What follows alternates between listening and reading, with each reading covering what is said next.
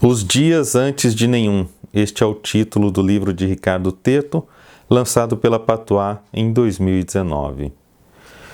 Um vigilante noturno viciado nas imagens degradantes de câmeras de vigilância. Parentes que deixam um homem sozinho para morrer. O primeiro dia de serviço de um menino em uma empresa metalmecânica. Um homem que se esqueceu de parar de crescer. Outro que avalia peidos de animais. Outro ainda, condenado à morte por apedrejamento, dá detalhes das regras que o Estado criou para esse tipo de execução. Um beija-flor invade a cabeça de um homem que passa a ser uma pessoa alegre, mas não suporta a alegria. Um peixe que aprende a contar.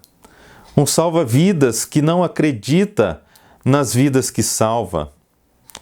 Um capitão de uma embarcação que leva passageiros clandestinos tem de lidar com situações inesperadas.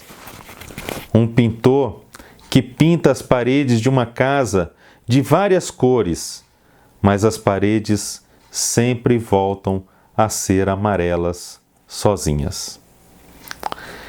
Este livro de Ricardo Terto traz 13 contos sobre ofícios, sobre o mundo do trabalho.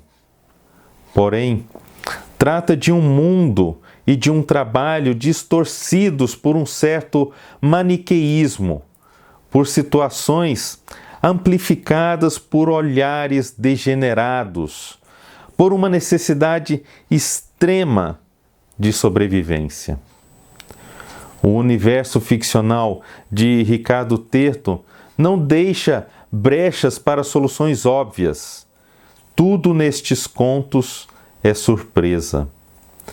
Com uma linguagem ágil, diálogos muito bem construídos, os contos nos fisgam logo de cara. Os temas e a forma como são tratados lembram um pouco o Murilo Rubião, principalmente o conto intitulado Das Vantagens Econômicas do Apedrejamento. Para mim, o melhor conto do livro. Nesta narrativa, cidadãos condenados à morte são apedrejados e há um manual detalhado para explicar como esse apedrejamento deve ser feito, visando a maior economia.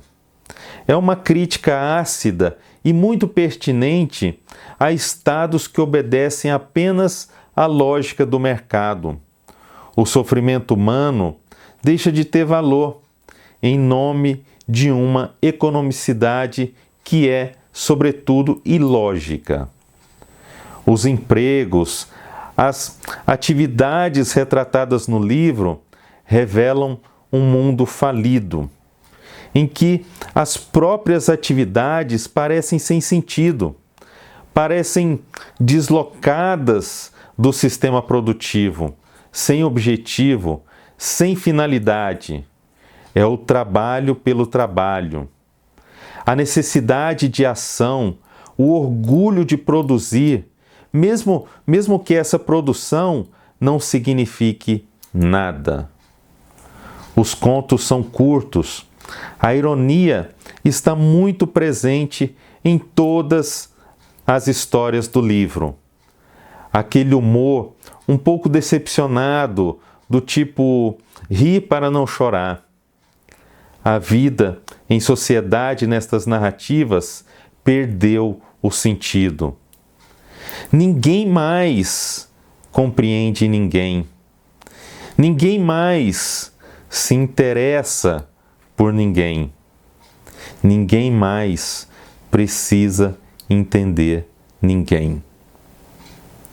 Personagens passeiam de um conto para outro, mostrando justamente que o objetivo do trabalho é o mesmo: a produção, custe o que custar. O 13º conto do livro, que dá título ao livro Os Dias Antes de Nenhum, é emblemático neste sentido.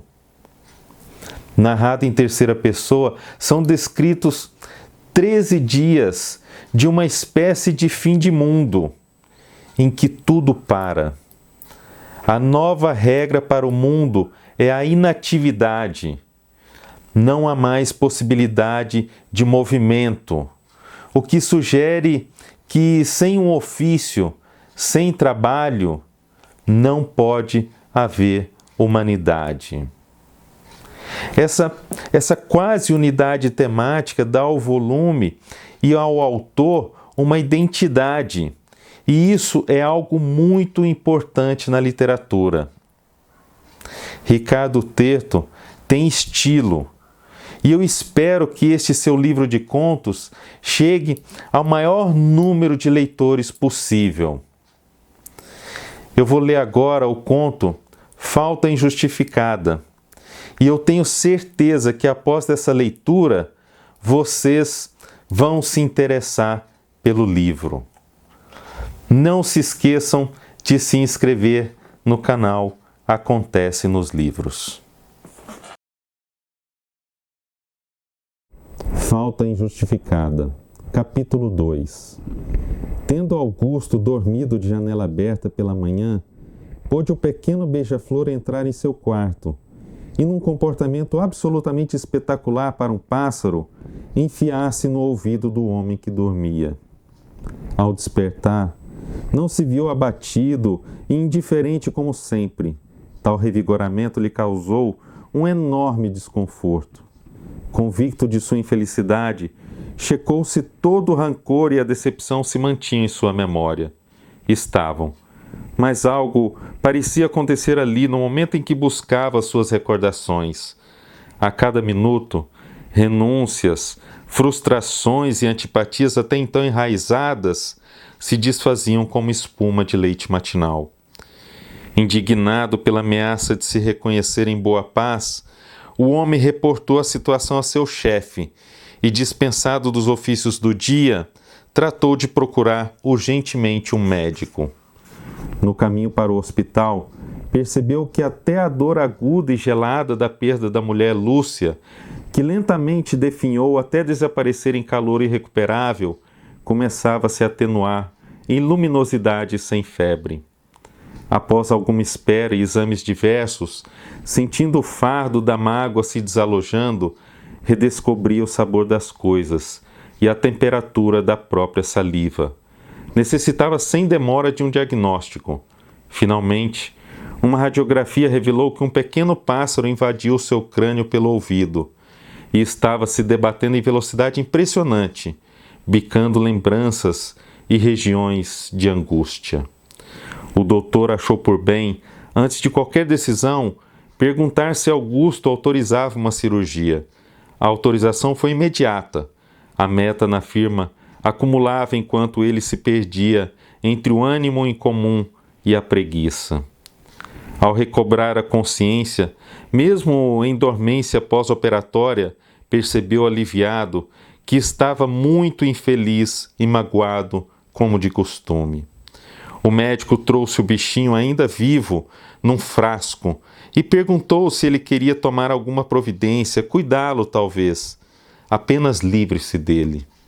O pássaro foi esmagado rapidamente com a força de um punho e descartado na lixeira de resíduos orgânicos, com risco de contaminação.